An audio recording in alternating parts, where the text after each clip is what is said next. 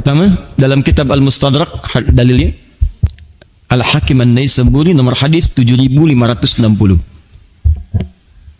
Saya bacakan hadisnya. Hadis ini dari cucu Nabi Al-Hasan bin Ali, ya, radhiyallahu taala anhuma, cucu Nabi Al-Hasan. Jadi yang meriwayatkan langsung cucunya Nabi, keluarga Nabi, Ahlul Bait. Saking pentingnya hadis yang pertama ini, yang meriwayatkan cucu Nabi. Bahkan saking pentingnya, jangankan orang luar, keluarga intern Nabi saja, orang terdekat dengan Nabi, keluarganya itu mempraktekkan ini. Saking pentingnya amalan pertama ini. Saya bacakan. Amarana Rasulullah sallallahu alaihi wasallam fil 'idain. Kata Al-Hasan, Rasulullah sallallahu alaihi wasallam, datuk kami, memerintahkan kepada kami. Lihat bahasanya, memerintahkan pada kami. Memang ini sunnah, tapi sunnah ketika dibuka dengan kalimat perintah, ini menunjukkan sifatnya muakkadah, sangat ditekankan. Anda bisa kebayang nggak ya? Keluarga Nabi saja ditekankan untuk melakukannya. Apalagi kita yang tidak masuk dalam lingkungan dalamnya. Kita umat Nabi, kita cinta pada Nabi. Maka kalau keluarga Nabi saja ditekankan mengerjakan, maka kita sebagai umatnya lebih maksimal harus menjalaninya. Apa itu? Kami diperintahkan setiap tiba 2 hari raya, maksudnya Idul Fitri dan Idul Adha, an-nalbasa ajwada ma najid. Pertama, untuk mengenakan, mencari pakaian terbaik yang kami dapati. Nah, ini sunnah pertama. Ayo silahkan. Jadi buka koleksi pakaiannya, buka lemarinya untuk persiapan esok hari, insya Allah hari yang sangat mulia, hari besar, hari indah. Ya, dianjurkan oleh Rasulullah SAW. Lihat koleksi pakaian kita, cari yang paling bagus, yang sekiranya sesuai dan layak digunakan untuk menunaikan sholat Id. Silahkan. Tidak harus mewah ya. Ukuran bagus itu bisa beda-beda. Yang paling halal yang kita dapati, paling baik itu yang kita kenakan. Dan teman-teman, masya Allah, kapan lagi pakai baju bagus langsung ada pahalanya. Jadi uniknya begini, Anda belum sholat, Anda punya pahala. Belum sholat Pak, pokoknya ide itu banyaklah limpahan pahala, ya rahmukallah. Ya, bukan cuman bersin, ada doa dapat pahala. Tidak, Anda baru pakai pakaian nih, Anda pilih pakai pakaian langsung dapat pahala, padahal belum sholat. Oh kalau gitu saya pakai pakaian aja Ustaz, ya nggak usah sholat. Anda kehilangan pahala di situ. Ya. Dapatkan pakaian, pahala diberikan di situ. Teruskan. Wa anna tatayyaba bi ajwada ma najid. Kedua, untuk laki-laki khususnya, kenakan wewangian terbaik. Wewangian terbaik yang mungkin kami dapati. Setelah pakaiannya disiapkan, wewangiannya kemudian disiapkan. Masya Allah. Dan ingat ya, kalimat wewangiannya menggunakan kalimat thayyib. Ya anna tatayyaba. Thayyib. Thayyib itu sesuatu yang nyaman dirasakan. Jadi ciumnya enak, dipakai juga enak. Jangan sampai Anda enak sendiri tapi orang lain cium nggak enak. Ya, minyak nyong-nyong misalnya kan, pakaiin itu. Andanya sih enak tapi orang lain keselak gitu kan. Nah, itu yang bahaya. Paham ya? Baik, silakan kenakan. Bahkan Masya Allah, saya tuh kagum dengan beberapa tempat termasuk di Indonesia. Itu Masya Allah begitu datang Id, dia sudah bekal tuh minyak wanginya di kantongnya. Jadi begitu melihat temannya itu cuman bawa pakaian saja nggak ada minyak wangi, dia share tuh. Masya Allah, kasih, pakai. Begitu mau dibalikin jangan, terusin aja ke yang lain, pakai. Di beberapa tempat di Arab tuh di depan masjid suka disimpan. Jadi Anda boleh kenakan, bukan dibawa pulang. Pakai gitu ya. Terus masukkan begini. Aduh, masjidnya bagus ya, sedekah minyak wangi, ambilin. Enggak begitu. Ambil, pakai. Ya. Ah, jadi nanti pas mau Id, silahkan yang laki-laki kenakan minyak wanginya. Kemudian itu sunnah. Begitu Anda kenakan dapat pahala lagi. Masya Allah. Pakai pakaian berpahala. Pakai minyak wangi berpahala. Kalau bisa bawa dan share dengan teman-teman yang lainnya. Paham ya? Teruskan. Khusus untuk Idul Adha nanti wa an-nadhhiya bi asmana ma najid, ya, menyiapkan hewan kurban terbaik itu khusus untuk Idul Adha. Idul Fitri cukupkan pada pakaian dengan menggunakan minyak wangi. Teruskan. 2. Kita ambil hadis riwayat Ahmad di Musnad Ahmad nomor 22.984. Saya sebutkan hadisnya dulu supaya ada landasan kita dalam berargumentasi. Ya, 22.984. Saya bacakan hadisnya. Riwayatnya dari sahabat Buraidah radhiyallahu taala anhu. Kana Rasulullah sallallahu alaihi wasallam la yaghdu yawm al-fitr hatta ya'kula wa la ya'kulu yawm al-adha hatta yarji'a fa ya'kulu min adhiyati. adalah kebiasaan Nabi sallallahu alaihi wasallam, sunnah. Di Nabi tidak pernah dalam hidupnya menjalani apa yang akan kita bacakan ini kecuali punya kebiasaan yang selalu dikerjakan, itu sunnah. Nabi aja mengerjakan, masa kita enggak? Apa kebiasaannya? Beliau tidak pernah la yaghdu yaumal fitri hatta yakula, tidak pernah berangkat untuk mengerjakan Idul Fitri kecuali sebelumnya makan dulu. Makan dulu. Awas, hati-hati ya. Wala yakulu yaumal adha hatta yarji'a fayakulu min udhiyati. Sebaliknya, pada saat Idul Adha beliau berangkat tidak makan dulu, nanti pulang dari salat baru makan. Jadi terbalik nih. Kalau dalam suasana Idul Fitri, nanti besok insya Allah misalnya, begitu selesai subuh, siap-siap Anda untuk berangkat. Sebelum berangkat sunnahnya makan terlebih dahulu. Masya Allah, makan berpahala. Sudah pakaiannya bagus, pahala. Pakai minyak wangi, berpahala. Udah gitu hidangkan makanan, makan, berpahala juga, luar biasa. Dan saat Anda makan itu bukan sekedar ada nilai pahalanya, tapi sekaligus Anda memberikan pesan bahwa puasa sudah berakhir, sekarang boleh makan lagi. Makanan pertama setelah puasa itu mengandung pahala. Saat Ramadan, nahan makan pertama kali itu ada pahalanya. Saat Syawal, makan pertama kali sebelum berangkat sholat itu ada pahalanya. Jelas sampai sini? Tapi ingat, makannya itu menggunakan huruf fa sebelumnya. Fayakulu. Fa itu menunjuk sesuatu yang cepat. Jadi kalau mau makan sebelum berangkat Idul Fitri, jangan yang berat-berat dulu. Ya, makan yang kira-kira membuat kita lebih cepat bisa berangkat. Makan cepat bisa berangkat. Ya, kira-kira kalau ada lontong misalnya 5, makan 1 dulu, gitu kan? Minum teh manis, berangkat. Ini opor dihabisin 3 mangkok, begitu berangkat udah pulang, gitu kan? Udah terlambat. Ya, tahan ya. Jadi tolong nih yang untuk zakat fitri harus disampaikan. Itu paling telat ya teman-teman sekalian, paling telat itu sebelum sholat dilakukan, setelah sholat subuh. Itu berpahala. Cuman ingat, jangan Anda siapkan ngejar yang itu untuk kondisi kita sekarang. Karena zaman Nabi itu ingat yang dikasihkan kurma. Kurma itu tanpa dimasak dulu. Jadi walaupun habis subuh dikasihkan, dia bisa langsung makan. Langsung makan, langsung berangkat. Cuman persoalannya kalau kita di sini, apa yang mau dikasih? Beras. Anda kasih habis subuh, kapan dia masaknya? Ayo makan sunnah Nabi, ayo makan sunnah Nabi, dia gerus dulu misalnya, kan repot seperti itu. Ya, ayo kita biasakan. Tapi insya Allah nanti peserta intikaf kita berikan hadiah untuk pulang kurma nanti ya. Setiap satu orang kita berikan kurma supaya nanti saat besoknya akan Idul Fitri minimal dia pun bisa mencoba makanan tradisionalnya dan makanan sunnah Nabi SAW sebelum berangkat insya Allah. Teruskan. Saya cek dulu satu apa tadi? Oke, pakai yang terbaik. Yang kedua? Masya Allah, kenakan minyak wangi. Yang ketiga? Makan. Wah, lebih kencang yang ketiga ini. Makan. Oh, Masya Allah. Sudah disiapkan ya. Teruskan. Hadisnya riwayat At-Tirmidzi dalam Al-Jami' As-Sahih nomor hadis 533. Saya agak cepat. Berangkat ke tempat salat sunnahnya disunnahkan dengan berjalan kaki. Tahan sebentar. Disunnahkan dengan berjalan kaki. Hadisnya riwayat Ali bin Abi Thalib radhiyallahu taala anhu. Qala minas sunnati an takhruja ila al-'id masya. Disunnahkan, hati-hati, kata sahabat Ali bin Abi Thalib, disunnahkan atau termasuk bagian dari sunnah engkau pergi ke tempat salat Id dengan cara berjalan kaki, masya. Tahan, jangan langsung disimpulkan. Tahan sebentar.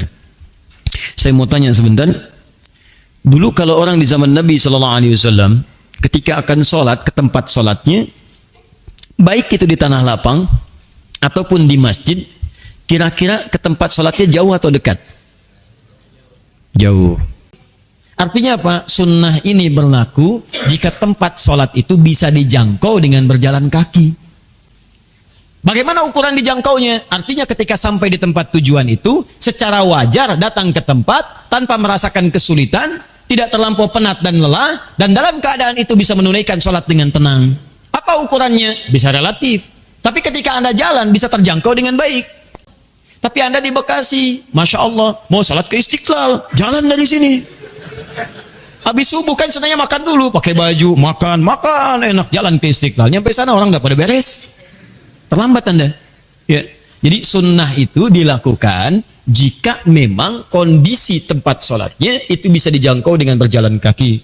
Kalau kemudian dengan berjalan kaki Anda bisa ketinggalan sholat atau kesulitan menjangkaunya, kesulitan dalam arti terjangkau, tapi begitu nyampe sana ngos-ngosan, sholat tidak khusyuk.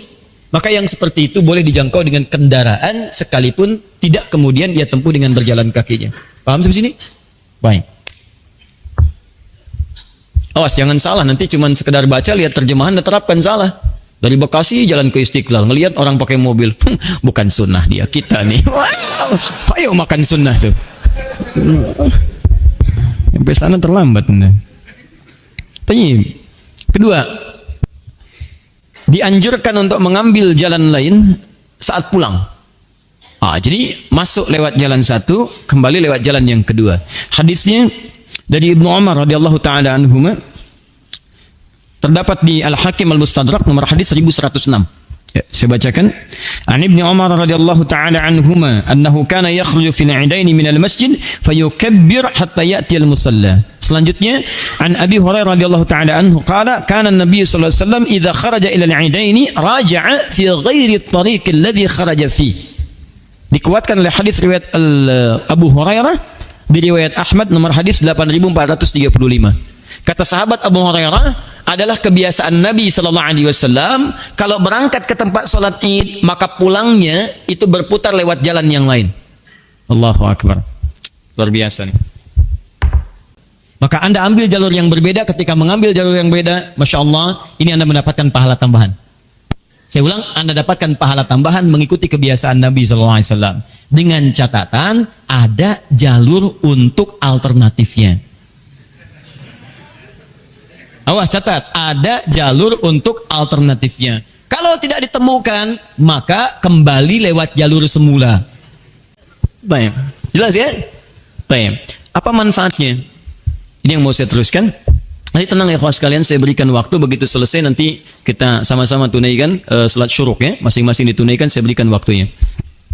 Baik, apa sunnahnya ketika Anda kemudian berangkat itu? Apa di antara hikmahnya? Pertama, Anda berjalan sambil bertakbir. Dan takbir dengan cara serempak bersama-sama. Jadi kalau dimungkinkan Anda jalan, Masya Allah, takbir secara serempak. Lewat jalan ini peluang dengan jalan yang berbeda. Saya bacakan hadisnya. Annahu kana yakhruju fil 'idaini minal masjid fayukabbir hatta ya'ti al-musalla. Satu hadis itu. Yang kedua, tadi Ibnu Umar. Yang kedua kita ambil hadis riwayat Bukhari.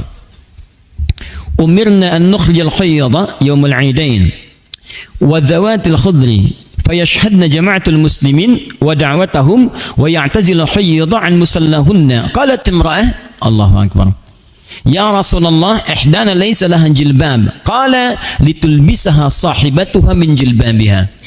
Allahu Akbar. Pada saat keluar itu kata Nabi, sunnahnya keluarlah bersemarak bersama-sama dengan bertakbir.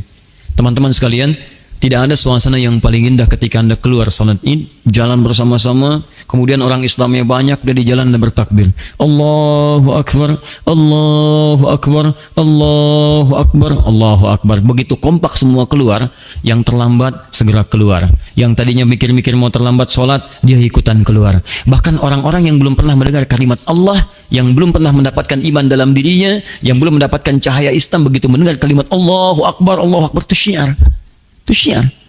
Boleh. Ya, dengan kalimat yang pantas ya, jangan dengan kalimat-kalimat yang tidak menyenangkan. Allahu Akbar, Allahu Akbar, enggak usah. Tanah Allahu Akbar, Allahu Akbar, Allahu Akbar keluar. Allahu Akbar. Itu Masya Allah. Indah sekali. Nah, karena itulah Anda berangkat dari tempat A, keluar dari tempat B, supaya memberi kesempatan yang lainnya mendapatkan syiar dan kalimat-kalimat takbir. Allahu Akbar, Allahu Akbar. Itu syiar. Syiar. Silahkan, tidak ada masalah. Dan itu dilindungi oleh undang-undang. Dilindungi. Makanya kan dulu ada takbir keliling. Di daerah-daerah ada pawai, itu kan? Pawai takbir. Bahkan kemudian semarak, anak-anak kecil ikut dan sebagainya. Itu boleh, silakan. Saya perhatikan di umat agama lain tuh, kalau mendekat kepada hari-hari rayanya itu, mereka keluar dengan syiar-syiarnya. Dan itu dijaga. Bahkan aparat pemerintah menjaga dan sebagainya. Karena memang amanat undang-undang. Pasal 29 ayat kedua. Negara menjamin kemerdekaan tiap-tiap penduduk untuk memeluk agamanya masing-masing dan beribadah menurut agama dan kepercayaannya itu. Dijamin oleh negara. Diboleh kita bertakbir keluar. Ayo, sampaikan. Jangan kasih kaset. Kaset yang dapat pahala. Kita yang nyetir mobil, kaset yang takbir. Allahu Akbar, Allahu Akbar. Kita yang takbir. jalan Allahu Akbar, Allahu Akbar, Allahu Akbar, takbir keliling, yang keliling kaset kan. Ya, kasihan yang kita yang puasa, kita yang sholat id, Sony yang dapat pahalanya itu kan. Nah, teruskan, tahan sebentar. Ini agak pelan-pelan. Keluarlah dengan semarak. Boleh bertakbir ini tidak hanya orang yang sholat. Alhamdulillah. Bahkan, maaf, dalam kondisi perempuan pun yang sedang tidak sholat, langsung memerintahkan, ayo keluar, ajak. Bahkan hebatnya, bukan cuma perempuan yang tidak sholat. Lihat kalimat-kalimat nabinya. Orang sepuh yang kesulitan, ayo bantu. Bopong dia untuk datang, dorong. Anak-anak kecil, bawa. Ibu-ibunya keluar, datang keluar, hadir kata Nabi, ayo. Bahkan ada kejadian yang paling menarik, saya bacakan ya. Ini di Al-Bukhari loh, di Al-Bukhari nomor hadis 324. Qalat imra'atun, seorang perempuan bertanya, ya Rasulullah, ihdana laisa laha jilbab. Ya Rasulullah, salah seorang di antara kami enggak punya jilbab. Jadi saat akan keluar dia malu karena enggak ada jilbab. Enggak punya jilbab. Apa kata Nabi? Lihat jawabannya. Litulbisaha sahibatuha min jilbabiha. Hendaklah teman yang perempuan lain kalau punya dia jilbab berlebih, tolong pinjamkan dan pakaikan dia jilbab. Kalau jilbab itu produk budaya, mustahil kemudian akan keluar kalimat ini. Kalau cuma budaya masing-masing, yang pakai jilbab keluar, yang nggak pakai jilbab keluar. Tapi ketika ada kalimat ini bertanya kepada Nabi Sallallahu Alaihi Wasallam, ini menunjukkan isyarat bahwa jilbab pun itu bagian dari syariat. Makanya ketika ditanyakan seperti ini, jawab Nabinya tegas. Coba kamu temannya, jangan cuma bertanya, kasih solusi. Ini prinsip dalam Islam. Ya, jangan cuma mengeluhkan persoalan, tapi Anda harus menawarkan sebuah solusi. Kamu temannya, jangan cuma bisa mengeluh. Kamu cari jilbab dan bantu dia untuk memakai jilbabnya. Pakaikan jilbabnya. Allahu Akbar. Ingat, suasana Id, suasana bahagia bukan cuma ibadah dalam bentuk ritual, bahkan berbagi pun ibadah. Sama teman-teman, mungkin sekarang Anda tidak harus makanan yang dikasihkan. Ada tetangga yang nggak punya baju koko misalnya, yang nggak ada sarungnya, ayo kirim. Dan seterusnya. Itu ada kemuliaan di dalamnya. Jelas sampai sini? Tahan sebentar. Sekarang masuk penunaian sholat. 5 menit kita berhenti, saya sampaikan pengumuman, dan kita berakhir dalam pertemuan kita kali ini. Siap-siap sholat. Pertama, dilangsungkan di awal waktu bagi sholat Idul Adha. Tapi Idul Fitri itu boleh kemudian dimundurkan sampai bayangan itu sampai di 2 tombak. Jadi kalau sekarang ukuran jam misalnya Idul Adha 6:30, Idul Fitri boleh jam 7 kurang 1/4 atau 7 kurang 10. Alasan paling logisnya karena sebelum berangkat tuh ada sunnah untuk makan dulu. Makan, berangkat boleh sedikit diakhirkan, itu tidak ada masalah. Ya, hadisnya alhamdulillah dari Jundub. Ya, dari Jundub, an Jundub inda Ahmad ibn Hasan al-Banna fi kitab al-Adhahi qala kana an-nabiy sallallahu alaihi wasallam yusalli bina yaum al-fitri wasyamsu ala qaidi rumhain. Adalah Nabi sallallahu alaihi wasallam mengimami kami di salat Idul Fitri sedangkan matahari itu sudah 2 tombak bayangannya. Jadi kalau sekarang kisaran jam 7 kurang 1/4 atau lewat sedikit lah, 7 kurang 10 atau sampai jam 7 bahkan. Itu sah. Boleh ya. Jadi jangan terlampau cepat. Kalau Idul Adha sebaliknya, awalkan segera sehingga ketika muncul waktu duha itu tinggal menyembelih. Makanya sembelihan disebut dengan udhiyah, disembelih di waktu duha. Idul Fitri tidak. Idul Fitri beda. Kalau bisa justru diawalkan, diakhirkan sedikit sehingga masuk kepada awal-awal duha. Ya, 7 kurang 1/4, jam 7 tunaikan. Pada saat itulah kemudian kesunahan itu bisa dijalankan dengan nyaman. Dilangsungkan di tempat luas terbuka, lebih luas. Tolong catatan termasuk masukan untuk teman-teman DKM. Ya, barangkali sudah dirapatkan. Lakukan di tempat luas yang terbuka, menampung banyak orang kecuali jika terjadi halangan tertentu. Hadisnya disampaikan dari Sahih Al-Bukhari nomor hadis 956. Dari Abu Sa'id Al-Khudri. Ya, saya bacakan hadisnya. Kana Rasulullah sallallahu alaihi wasallam yakhruju yaumal fitri wal adha ila al-musalla. Fa awwalu syai'in yabda'u bihi as-shalah. ثم ينصرف فيقوم مقابل الناس والناس جلوس على صفوفهم فيعظهم ويوصيهم ويأمرهم فإن كان يزيد أن يقطع بعثا قطعه أو يأمر بشيء أمر به ثم ينصرف. Ya.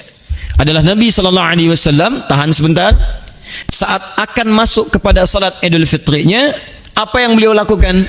Beliau akan mengimami, kemudian pada saat itu memilih tempat yang luas, musallahu. Nah ini dilihat ya, tolong lihat.